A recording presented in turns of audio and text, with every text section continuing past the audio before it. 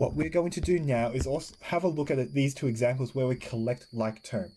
In the previous section, we just had a look at identifying what like terms were. What we're going to do now is actually collect them and group them like we did in the example at the start. So what we want to do first is we want to identify the like terms and then perform the operation. So we add or subtract the coefficients. So let's have a go at this first one. A, 4a plus 7a. First thing I'm going to check, do I have a like term? Let's have a look at the first term. I've got 4a. I've got an a factor, a pronumeral factor. How about the second term? I've got 7a. I've got an a pronumeral factor. With the same factors, and so they are like terms. Great. What am I going to do? I'm going to look at the pronumerals, and I'm going to look at the operation in between the two of them, plus, and all I'm going to do is I'm going to add the coefficients together. I'm going to look at the coefficients before my letter, my pronumeral, and I'm going to look at the operation between them, and then I'm going to perform it. So I've got a 4 plus 7. What's 4 plus 7? 11. 11. So I'm going to have 11a. Just remember, do I do anything to my pronumeral? No.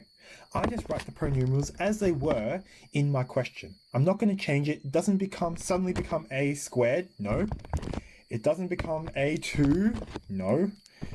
Just because I have two of them that I'm adding together, I don't change anything to it. It still is the same as a. All that is changing is just the coefficient at the front. I'm combining my coefficients together. Okay, part B. Part B, 3x plus 4 minus 2x. I'm going to check for my like terms. Now I'm going to go through them and figure out which ones are my like terms and group them together. Let's have a look. 3x. I've got an x term here. Is there any other terms in my expression here that is a like term to 3x? Yeah, hopefully you've noticed that the last term, minus 2x, is a like term. So we're going to combine the coefficients of these together by looking at the operation before it. Now, have a look at the other term. We've got 4. Can I do anything with that 4? Does the 4 have any like terms with it? Well, no. There's no other term that doesn't have any pronumeral factors here. 4, as you notice, doesn't have any letters next to it. So because it doesn't have any letters, I can't combine it with any of my other terms. So all I'm going to do is I'm going to combine my 3x and my minus 2x. So as I did before, I'm going to perform the operation between the two coefficients. Here I've got 3x and minus 2x. So what I'm going to do is I'm going to go 3 minus 2. What's 3 minus 2? Well, 3 minus 2 is just 1. And what do I write after the 1? Well, I'm just going to write the letter x next to it. The x doesn't change. I'm not going to change it to an x squared or x0 or anything.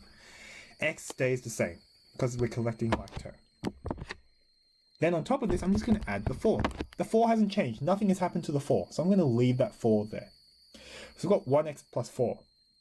Now, if you remember before, mathematicians are notoriously lazy.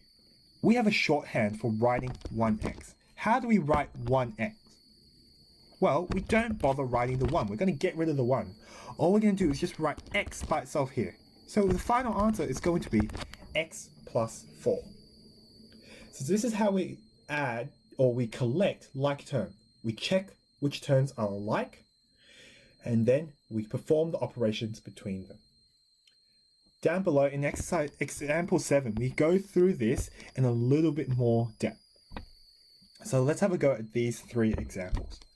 The first one, 3x plus 2y plus 4x plus 7y. Okay, like I did in the previous example, I'm going to figure out which ones are my like terms. So let's start from the front. 3x, I have an x here. Is there any other terms in my algebraic expression here that has an x? Hopefully you notice there is a plus 4x over here. So these two are like terms. Are there any other terms in my expression that has an x pronumeral factor by itself? No.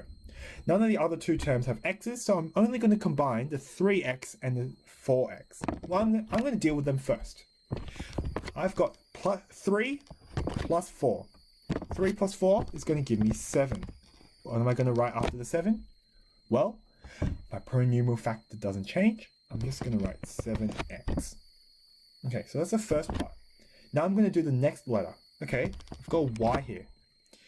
That's the final term. Also, is the final term, that 7y, is that a like term to this 2y? Well, yes, it is. It just has a y factor by itself. So just like I did with my x's, I'm just going to add these, I'm just going to perform the operations between these two algebraic terms.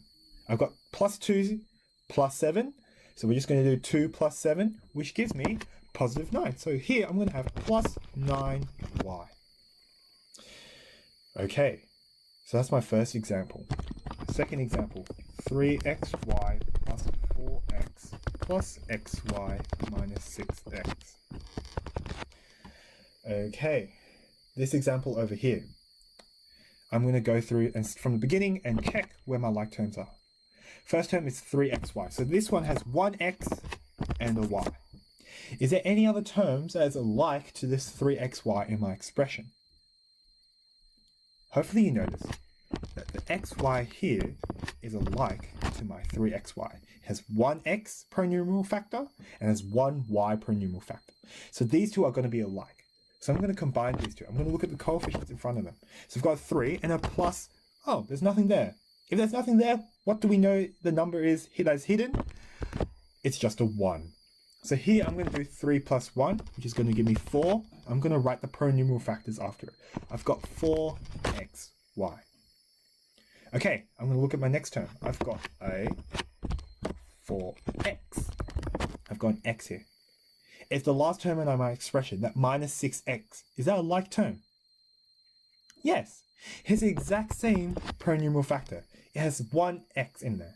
So all I'm going to do is I'm going to look at the numbers here. I've got a plus 4 and a minus 6. And I'm going to combine the coefficients together. So I'm going to have plus 4 minus 6. Plus 4 minus 6. If you remember when we were doing adding and subtracting numbers, that's just going to give me minus 2. Minus 2. And what I'm going to write after that minus 2? Just an x. Just an x. The per numeral factors don't change. So that's my second example here, example B. Okay, I'm going to go through example C as well now. 8ab squared minus 9ab minus 5ab squared plus 3ba. Okay, same process as before. Let's do it. Starting with my first term. I have a, and I have a b. But if you notice with my b here, what else do I have with my b? My b also has a squared.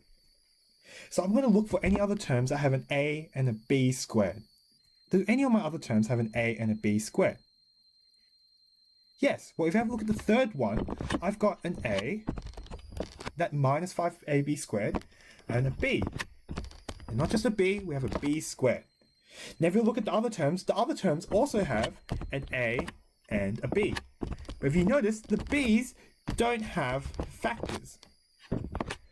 So these are not going to be alike terms. So I'm going to just change the color scheme just so it matches a little bit better.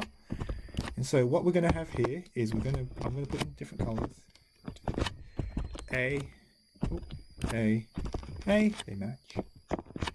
B, they match. Okay, as I did before, I'm just going to look at the coefficients of my AB squared term. So if you have a look at my AB squared, I've got 8 and minus 5.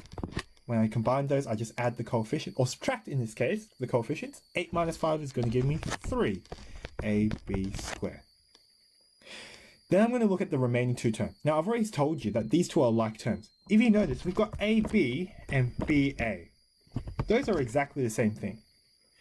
The reason why they're the exact same thing is because multiplication has this property called commutativity.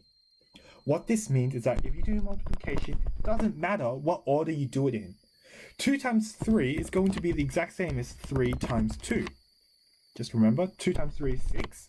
3 times 2 is also 6. They're both the same thing. So it doesn't matter which order you do the multiplication in or which order you write your letters in. Just as a rule, mathematicians generally write the letters in alphabetical order. But if you're trying to be a little bit different, you can also write it in the opposite direction. So for example, here I'm going to have minus 9ab plus 3.